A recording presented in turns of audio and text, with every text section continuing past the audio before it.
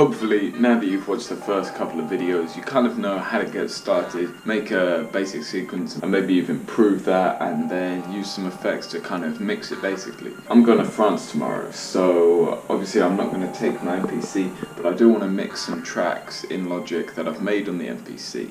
So what I need to do is, first of all, arrange the song. You can do that on the MPC or in Logic, but the main thing is bouncing out your stems, or at least exporting them out of the MPC. So today I'm going to show you how to do that. So once you've finished making your beat and you want to bounce it out, you're going to want to take each individual instrument, so the kick, the snare, the hi-hat, melody, bass, whatever you got going on, maybe some horns. You're going to want to then be able to get those stems onto your computer so that you can mix them and arrange them easily.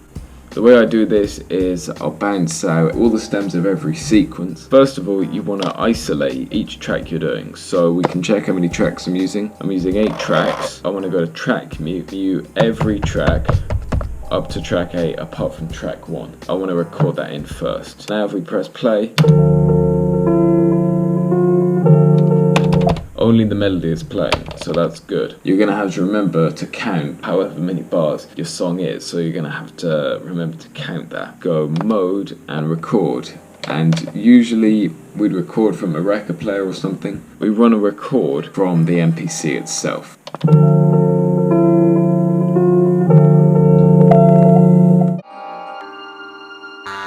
And then we stop that, and it'll ask you what pad you want to assign the sample to. So we're going to go to pad D and just put it on pad 1. You're just going to repeat that for every different track you've got going. We can also go back. We finished with track 1, and now we want to do track 2, which I think is the hi-hats. Mode, record, and then just press go. Once we've done that, what we then want to go and do is save it so that we can then go onto the computer afterwards and drag them off the card. Mode and save a sample. Once we've got this, we then want to press do it to select that, and we want to make a new folder. Call that folder stems, so let's call it that. Saving it.